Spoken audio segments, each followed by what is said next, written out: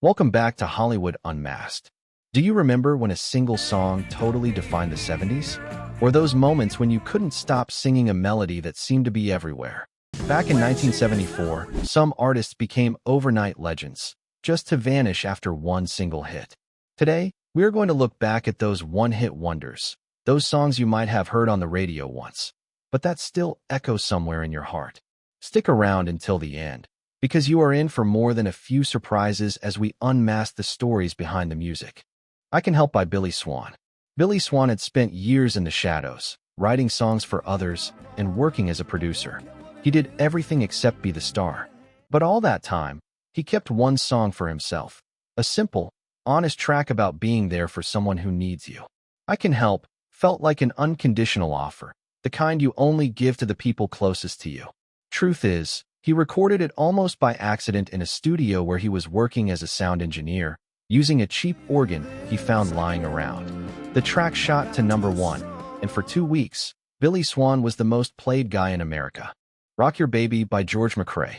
Disco was about to blow up, and George McCrae lit the fuse.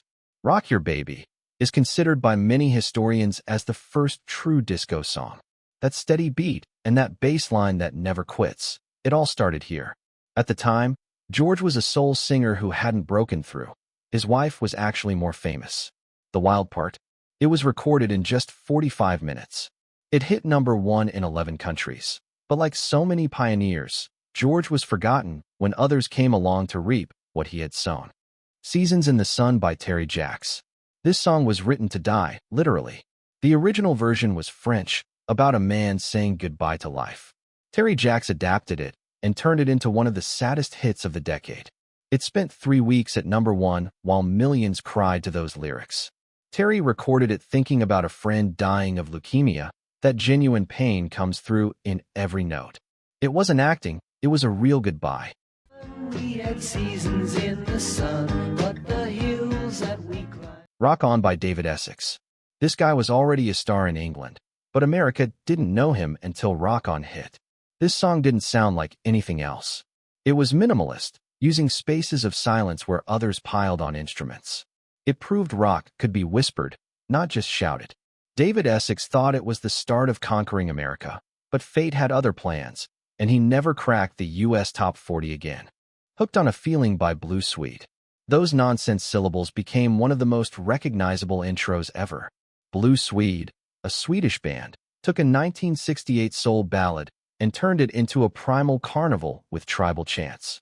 For a few weeks, everybody had this melody stuck in their head, and then Blue Swede vanished from the American charts for good. Rock the Boat by the Hughes Corporation. This is another cornerstone of disco. The Hughes Corporation was a vocal trio from LA that had been grinding for years. The track sat around for months until New York club DJs started spinning it.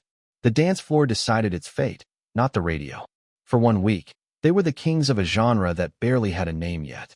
Rock the boat, don't rock the boat, baby. Rock the boat, don't tip the boat. Our love is like a ship on the ocean. Kung Fu Fighting by Carl Douglas. Bruce Lee's legacy was at its peak, and Carl Douglas wrote the perfect soundtrack for the craze.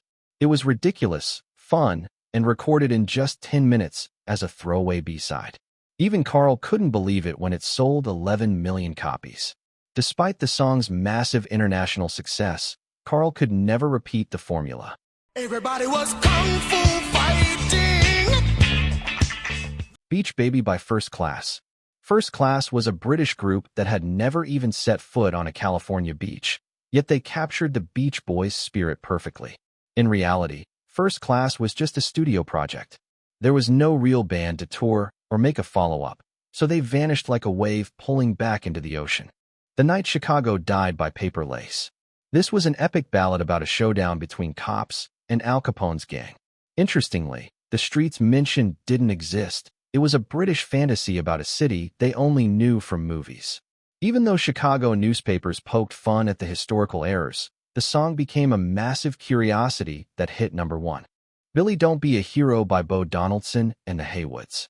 As Vietnam was winding down, this story of a girlfriend begging her soldier not to play the hero hit home. It was a controversial anthem that split opinions, but it captured a very specific American wound. Bo Donaldson and the Haywoods hit #1, but they quickly faded as the musical landscape shifted. Come back and make me your wife. Midnight at the Oasis by Maria Muldaur. Maria had a voice that felt like it came from another era, soft, seductive, and jazzy. The song was a sensual desert fantasy that turned her into an instant star. However, that midnight oasis turned out to be a beautiful mirage that her career couldn't repeat.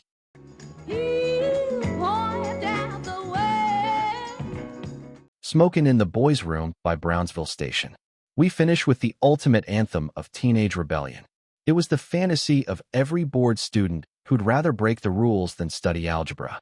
Brownsville Station left us an anthem for misfits that has earned its place in the history books. That wraps up our ride through the one-hit wonders of 1974. These artists may have vanished from the charts, but their stories remain unmasked. Thanks for watching Hollywood Unmasked.